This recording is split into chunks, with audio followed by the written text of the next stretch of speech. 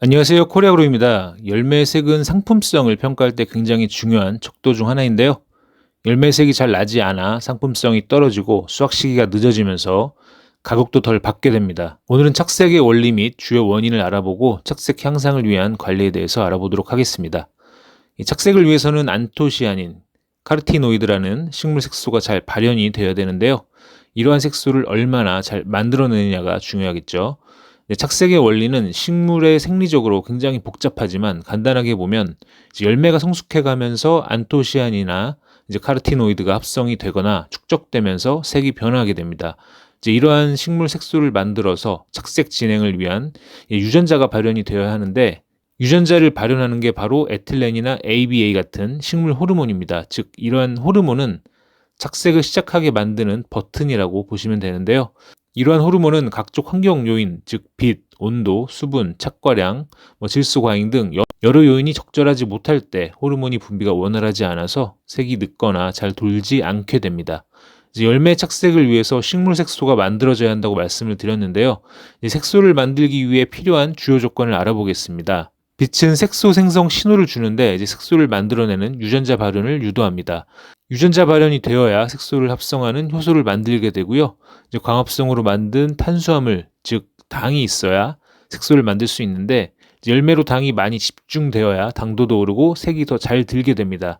이제 그리고 유전자 발현으로 효소가 만들어지고 이 효소가 활성이 잘 이루어져야 색소가 잘 만들어지는데요.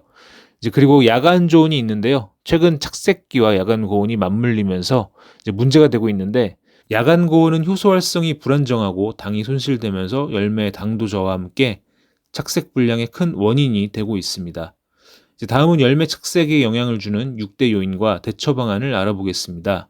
먼저 일조량 부족입니다. 햇빛이 부족하면 당연히 광합성이 저하되고 당이 부족해지기 때문에 당도가 불량한 건 물론이고 색소의 재료인 당이 부족하기 때문에 착색이 부진해지는데요. 그래서 잎속기, 순치기, 가지 유인, 반사필름 등을 깔아서 최대한 일조량을 확보합니다.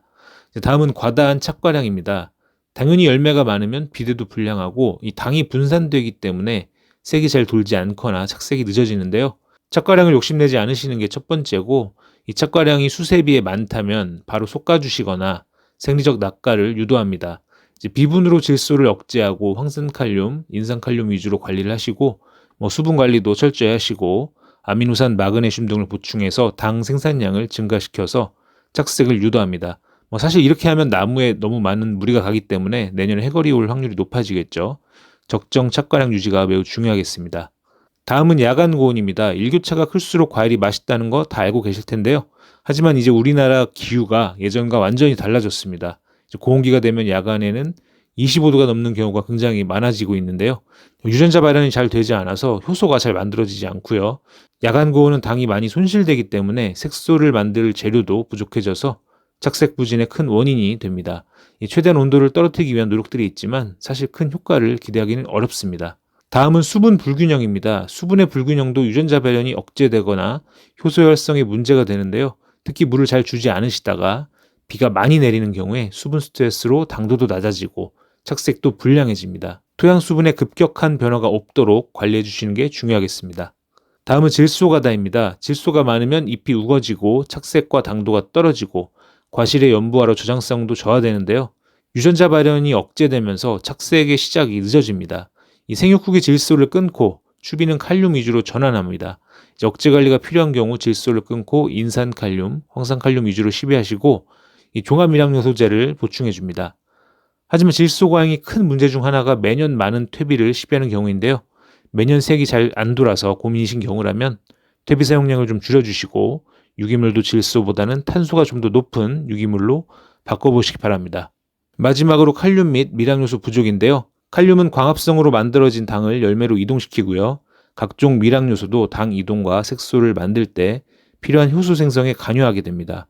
착색기가 되면 황산칼륨을 시비해서 칼륨을 공급해주고요. 그리고 미량요소도 잘 공급하시지 않는데 토양에 있다고 하더라도 고온기에는 흡수 이동이 어렵기 때문에 연면 시비로 보충을 해주시는 게 좋겠습니다. 지금까지 착색에 영향을 주는 6개의 주요 요인을 말씀을 드렸는데요. 이 착색이 잘 안 되는 이유는 많이 있지만 이 착색이 잘 안 되는 주요 원인은 많은 퇴비, 비료 사용으로 질소 과잉의 문제와 함께 또 이 기후적인 문제, 즉 7월에서 8월 야간 온도가 너무 높아진 게 큰 원인으로 평가되고 있습니다. 다음은 착색제의 종류와 특징입니다. 앞서 말씀드린 요인들이 잘 맞으면 착색제 없이도 정상적인 색을 낼 수 있지만 농사를 짓다 보면 각종 문제가 발생하고 그로 인해서 착색이 불량해질 텐데요. 이때 착색제 사용으로 이를 보완할 수 있습니다. 하지만 착색제의 경우 어떤 경우에는 정말 효과가 좋다라는 말이 나오기도 하고요. 반대로 효과가 전혀 없다라는 말이 나오기도 합니다. 바로 착색제의 종류와 상황에 따라 효과가 다르기 때문인데요. 먼저 고칼륨 착색제입니다. 착색제를 보시면 인산이나 칼륨 함량이 높은 제품들이 있으실 텐데요. 당을 열매로 집중시켜주는 자재입니다. 보통은 붕소가 함께 들어있고 붕소로 당 이동을 더욱 향상시켜줍니다. 그리고 어느 정도 질소 억제 효과도 기대할 수가 있죠. 당을 열매로 이동시켜서 착색을 유도하지만 이 광합성이 적어서 당 생성이 많이 없다면 또 야간 온도가 너무 높아서 당 손실이 많다면 착색 효과는 제한적일 수 있습니다. 다음은 종합 미량 요소제입니다. 사실 착색제는 아닌데 소개를 드리는 이유가 착색의 미량 요소가 굉장히 중요하다고 생각이 되기 때문인데요. 이 색소를 만들기 위해 효소 활성이 필요한데 이 효소의 재료와 활성을 위해 미량 요소가 필요하고요. 이 미량 요소는 광합성 효율 개선, 고온기, 생리 스트레스 해소에도 어느 정도 도움이 됩니다. 하지만 고온기에는 미량 요소의 흡수 및 체내 이동이 불량하기 때문에 이 미량 요소를 연면 시비로 꾸준히 공급해 주시면 분명 착색에 도움이 되겠습니다. 특히 대부분의 착색제는 수확 직전까지 사용하기에는 좀 부담스러운데 이 미량 요소는 수확 직전까지도 사용하실 수 있습니다. 다음은 탄수화물 기반 착색제입니다. 광합성이 부족할 때 연면 시비로 직접 당을 공급하는 건데요. 이 시중에는 대표적으로 폴리사카라이드라고 사용되고 있습니다. 저희도 레인보우라는 제품이 있었고 많은 분들이 사용하시고 이제 효과를 보셨는데요. 이러한 제품은 당을 직접 공급하기 때문에 색소의 재료가 많아지는 거죠. 그리고 메치오닌이라는 아미노산이 보강되어서 착색 효과를 상승시켜 줍니다. 특히 단순 칼륨 착색제보다는 일조량이 부족할 때 효과적으로 사용하실 수 있고 또 야간 고온에 당 손실이 많을 때도 당을 보충할 수 있습니다. 이런 제품은 착색이 시작되고 착색이 부진할 때 사용하시면 이제 효과적인데요. 하지만 고온기나 각종 스트레스 상황에서는 이 유전자 발현 자체가 늦어지기 때문에 아무리 당을 직접 공급한다고 해도 착색의 시작 자체가 늦어질 수 있습니다. 그리고 당을 직접 공급하게 되면 저장성이 떨어지는 단점이 있는데요. 칼슘 보강이 필요하고요. 그래서 이러한 제품 같은 경우에는 칼슘이 함께 함유된 경우가 많이 있습니다. 그리고 보통 굉장히 고가라는 단점도 있습니다. 다음은 환경 극복형 착색제입니다. 지금까지 이러한 컨셉의 제품은 아마 없을 것으로 생각이 드는데요. 저희 코리아그로의 매추어가 있습니다. 앞서도 말씀드렸다시피 우리나라는 착색기에 고온기와 겹치는 경우가 많죠. 특히 야간 고온이 문제라고 말씀을 드렸는데요. 이는 당 손실과 함께 유전자 발현이 억제되는 문제가 있습니다. 매추어는 인산, 칼륨, 붕소, 몰리브덴 함유로 어느 정도 질소 억제와 함께 열매로 당을 집중시켜주는 효과가 있고요. 무엇보다 프룰린, 글리신 베타인을 함유하고 있어서 각종 스트레스에 의해 억제된 유전자 발현을 유도하고 효소를 활성화하는 효과가 있습니다. 프룰린은 각종 기후 스트레스에 효과가 있는 아미노산 중 하나로 일반 아미노산제에도 들어있긴 한데 굉장히 미량으로 들어있고요. 매추어에는 무려 1.6%나 들어있습니다. 그리고 무엇보다 글리신 베타인이 8%나 들어있는데 이 글리신 베타인은 착색제나 활력제, 생리활성제로 뛰어난 성분으로 사용이 되고 있고 이 글리신 베타인은 각종 스트레스를 완화시키고 생리회복 단계를 거쳐서 유전자 발현을 촉진시켜주고요. 효소를 활성화시켜서 착색 지연이나 착색 불량을 해결해 줍니다. 특히 고온, 염류장애, 수분 스트레스로 인한 삼투압 스트레스 상황에서도 세포막을 안정화시켜주고요. 고온 저온에서도 효소 구조와 기능을 보호해서 색소 생성 효과의 기능을 유지하고요. 각종 활성산소 억제로 세포 손상을 방지해서 각종 스트레스 상황에서도 색소 생성 관련 유전자 발현을 유도시켜줍니다. 그리고 광합성 효율 증가로 색소의 재료인 당도 많이 확보할 수 있게 됩니다. 매추어는 실제로 현장에서도 그동안 잘 나갔던 시중에 유명한 착색 제품보다 사용 후기가 좋은 것으로 평가되고 있고요. 매추어는 지금까지는 없던 종류의 착색제인데요. 현재 우리나라의 기후 상황을 고려해 보면 가장 알맞고 적합한 착색제가 아닌가 생각이 되고요.